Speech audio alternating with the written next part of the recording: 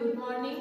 BEd second year में guidance and counselling subject हम पढ़ रहे हैं। गाइडेंस एंड काउंसलिंग में यूनिट सेकंड हमारी चल रही थी और यूनिट सेकंड में आज हमारा टॉपिक है करियर टॉक्स अप्रोच, वृत्तिक वार्ता उपागम की करियर से संबंधित बातें किस प्रकार से बताई जाती हैं, किस प्रकार से गाइडेंस दिया जाता है, किस प्रकार से निर्देशन दिया जाता है, उसके लिए किस प्रकार की प्रक्रिया होती है, कैसे उसका आयोजन किया जाता है, उससे संबंधित जानकारी हम आज प्राप्त करेंगे।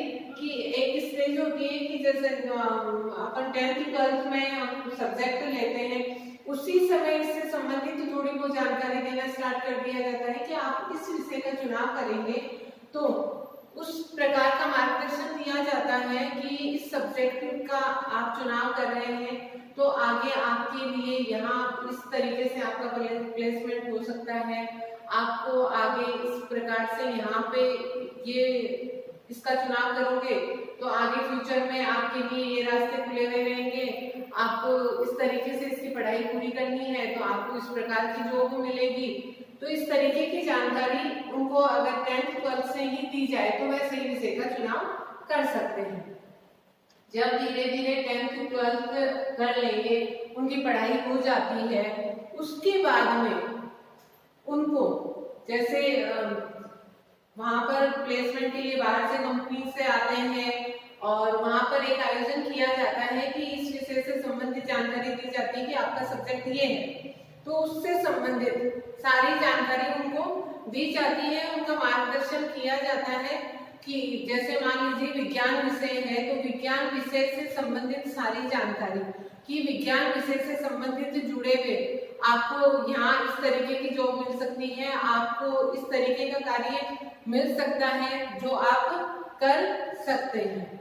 तो आपको किस प्रकार से जॉब मिलेगी, आपको कौन कौन से कार्य करने होंगे, किस तरीके से आप अपनी जॉब का चुनाव कर सकते हैं, वो सारी जानकारी दी जाती है। इसके लिए कुछ स्टेप्स बताए गए हैं, जिसमें सबसे पहला है नियोजन। ये प्रक्रिया पूरी करने के लिए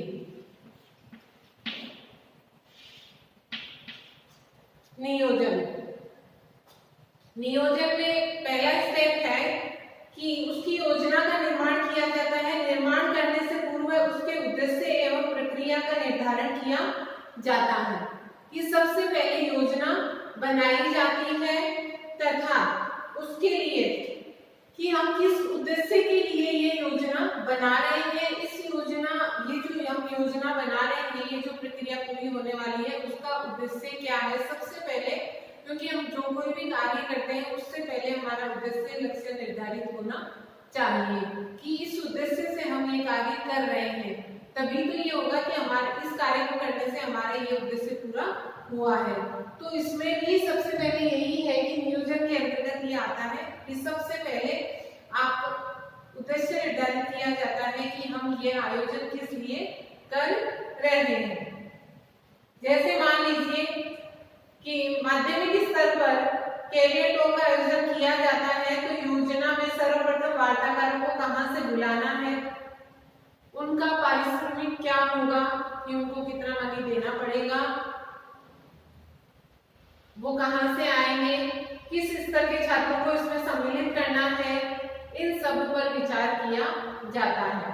तो नियोजन के अंतर्गत क्या होता है कि सबसे पहले तो उद्देश्य निर्धारित किया जाता है कि किस लिए किया जाना है, फिर उसके बाद में कि जो भी विशेषज्ञ बुलाए जाएंगे तो विशेषज्ञ कहां से आएंगे, उनका पारिश्रमिक कितना होगा,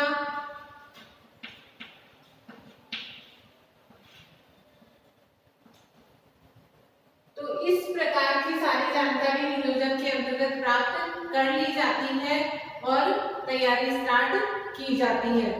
सेकंड है प्रबंधन, मैनेजमेंट। प्रबंधन के अंतर्गत क्या आता है कि प्रत्येक क्रिया के लिए उस क्षेत्र के योग्य व्यक्ति को नियुक्त किया जाता है। जैसे मान लीजिए कि विज्ञान विषय से संबंधित वार्ता का आयोजन किया जाना है तो किस विषय के विशेषज्ञ को बुलाया जाएगा? विज्ञान विषय के विशेषज्ञ को बुलाया जाएगा। अगर मान लीजिए कि आर्ट्स सब्जेक्ट से रिलेटेड वार्ता का आयोजन करना है तो उनसे संबंधित विशेषज्ञ को बुलाया जाएगा। तो प्रबंधन में आता है कि जिस विषय से संबंधित वार्ता का आयोजन किया जाना है उस विषय से संबंधित विशेषज्ञ को वहां पर बुलाया जाएगा, आमंत्रित किया जाएगा। क्योंकि अगर किसी दूसरे विषय के विशेषज्ञ को बुलाया जाएगा जिसको उस विषय से संबंधित पूरी जानकारी प्राप्त नहीं होगी तो वह सही तरीके से गाइडेंस नहीं दे सकता है और जो भी उद्देश्य हमने निर्धारित किए गए हैं उन उद्देश्यों को हम पूरी तरीके से प्राप्त नहीं कर सकते हैं। तीसरा है व्यवस्था। तीसरा स्टेप है व्यवस्था। व्यवस्था की जाती है कि जो भी बाहर से वार्ताकार विशेषज्ञों को हम बुला रहे हैं आयोजन, तो उनको ठहराया कहाँ पर जाएगा, वो कहाँ से आ रहे हैं, उनके रुकने की व्यवस्था कहाँ होगी, उनके खाने पीने की व्यवस्था कहाँ होगी, उनके ठहरने की व्यवस्था कहाँ होगी, कितने दिन के लिए वो ठहरेंगे। तो ये सारी चीजें किसके अंतर्गत आती है? व्यवस्था के अंतर्गत आती है।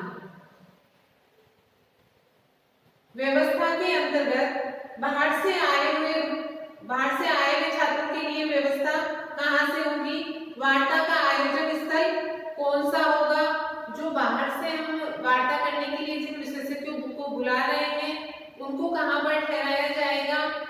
इस बिंदु पर सारा जो विचार है वो व्यवस्था के अंतर्गत किया जाता है।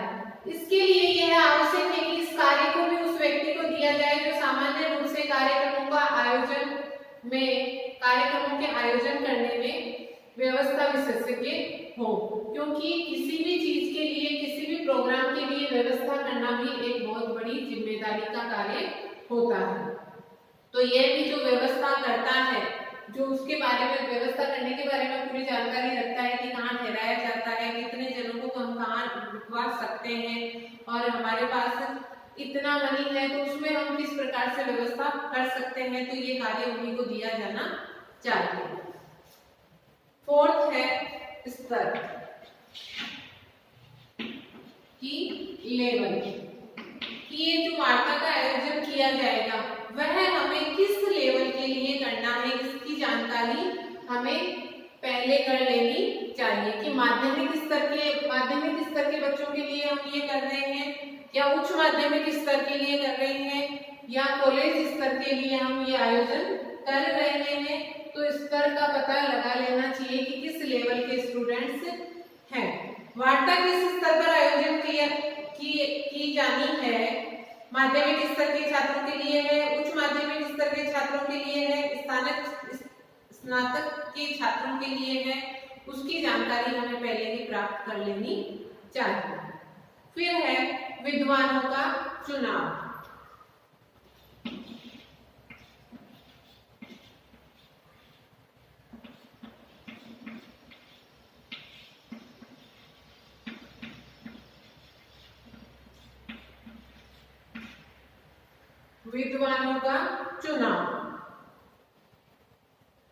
विद्वानों का चुनाव भी छात्रों के स्तर के अनुरूप ही किया जाना चाहिए। और जिस क्षेत्र से संबंधित हमको वार्ता करनी है, जिस विषय से संबंधित हमको वार्ता करनी है, उसका पूरा ज्ञान उस विशेषज्ञ को होना चाहिए, उससे संबंधित पूरी जानकारी उस विशेषज्ञ को होनी चाहिए। तो उसी से संबंधित हमें उन विद्वानों का चुनाव करना चाहिए। वृत्तिक वार्ता के लिए छात्रों के स्तर के अनुरूप भी विद्वानों का चुनाव करना चाहिए कि विद्वानों को वृत्तिक क्षेत्र के विषय में पूरी जानकारी हो कि जिस क्षेत्र से संबंधित हम बात करना चाह रहे हैं, जिस क्षेत्र से संबंधित वार्ता करने के लिए आयोजन किया जा रहा है, उस क्षेत्र से संबंधित पूरी जानकारी उन विशेषज्ञों को होनी चाहिए। इन सभी विषयों की जानकारी करने के पश्चात विद्वान या वृत्तिक विशेषज्ञों को वार्ता के लिए चुनना चाहिए, क्योंकि ये एक परोपकार और विकास का कार्य होता है कि हम जो बच्चे पढ़ रहे हैं, जो स्टूडेंट्स हैं, उनको सही जानकारी दें ताकि उनका अच्छा फ्यूचर बन सके, ना कि पैसों के लालच में आने वाले लोगों को बुलाना चाहिए। तो विद्वानों के चुनाव के अंतर्गत आता है कि जो अच्छे विशेषज्ञ होते हैं उन्हीं को बुलाना चाहिए। पैसों के जो लालच करते हैं उनको नहीं बुलाना चाहिए, क्योंकि स्टूडेंट्स को प्रॉपर जानकारी देने वाले को ही बुलाया जाना चाहिए, ताकि उनको फ्यूचर के बारे में वो अच्छे से बता सके, ताकि वह अपना अच्छा फ्यूचर बना सके कि उन्हें किस क्षेत्र में जाना चाहिए। क्योंकि स्टूडेंट्स की योग्यता व क्षमता के अकॉर्डिंग, उनकी रुचि के अकॉर्डिंग, उनकी अभिवृद्धि के अकॉर्डिंग ही उनको गाइडेंस दिया जाएगा, तो वह आगे सफलता प्राप्त कर पाएंगे। तो विद्वानों का चुनाव करने में भी इससे संबंधित हमको सावधानी रखनी चाहिए। 6 है छात्रों की सहभागिता, क्योंकि छात्रों की सहभागिता जरूरी है, क्योंकि आयोजन ही किसके लिए किया जाता है? छात्रों के लिए किया जाता है। अगर उनकी सहभागिता नहीं होगी तो यह कार्यक्रम है वह पूरे तरीके से सफल नहीं हो पाएगा। अतः छात्रों की सहभागिता का विशेष ध्यान रखा जाए कि जिस क्षेत्र से संबंधित वार्ता का आयोजन किया जा रहा है उससे रिलेटेड जो स्टूडेंट्स हैं, जो लोग हैं, वो ज्यादा से ज्यादा संख्या में वहां पर पार्टिसिपेट करें, ताकि उनको अच्छे तरीके से जानकारी मिल सके और ये जो कार्यक्रम किया जा रहा है वह अच्छे से सफल हो सके। तो छात्रों की सहभागिता के अंतर्गत आता है कि वर्तमान वार्ता में छात्रों की रुचि एवं सहभागिता का विशेष ध्यान रखा जाना चाहिए, क्योंकि छात्रों की सहभागिता का होना पूर्ण आवश्यक होता है। अगर छात्रों की सहभागिता नहीं होगी तो कार्यक्रम सफल कैसे होगा? क्योंकि कार्यक्रम किसके लिए किया जा रहा है? स्टूडेंट्स के लिए किया जा रहा है, और अगर स्टूडेंट्स ही उसमें भाग नहीं लेंगे, अगर वो पार्टिसिपेट नहीं करेंगे वहां पर, तो कार्यक्रम है वो सफल नहीं हो सकता है। फिर है 7th स्टेप है मूल्यांकन।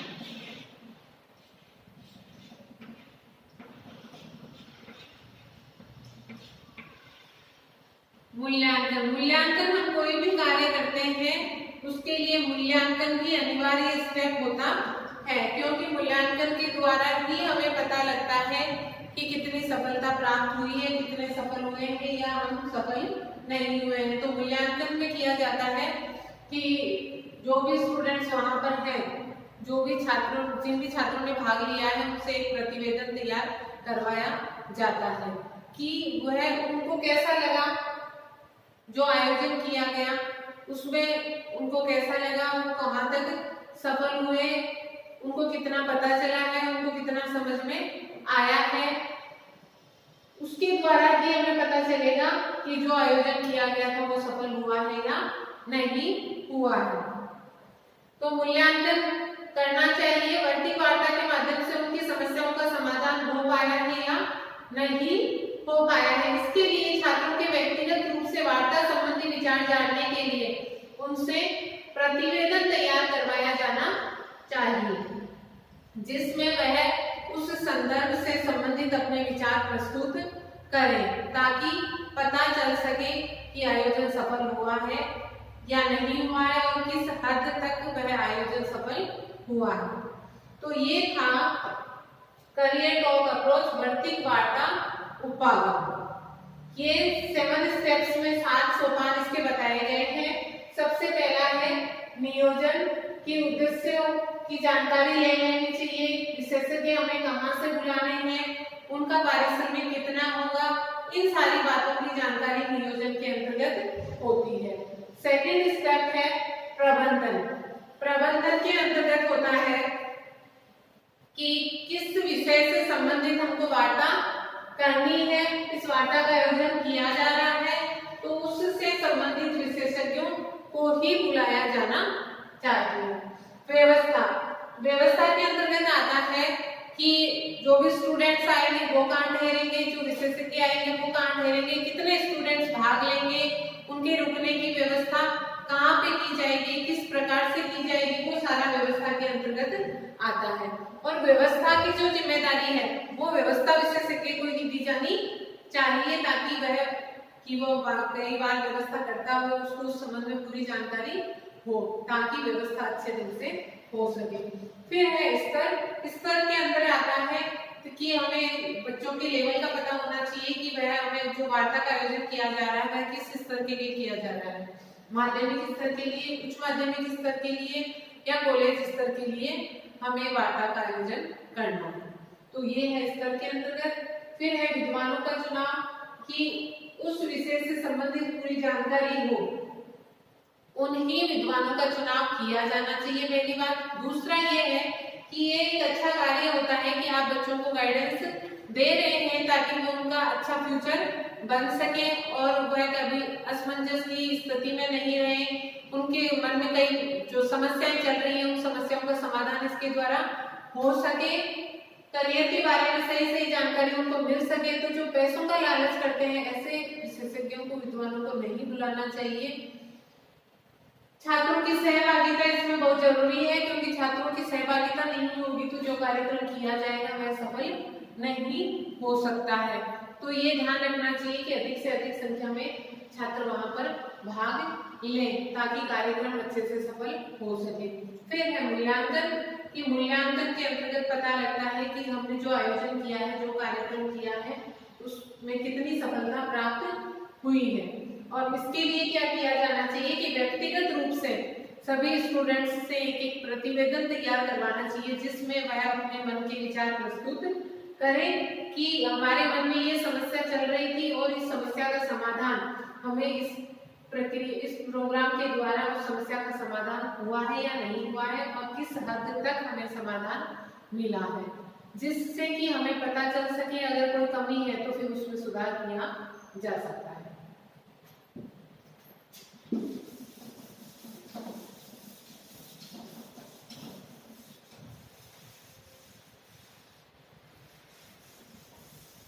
आज के लिए इतना ही। Thank you.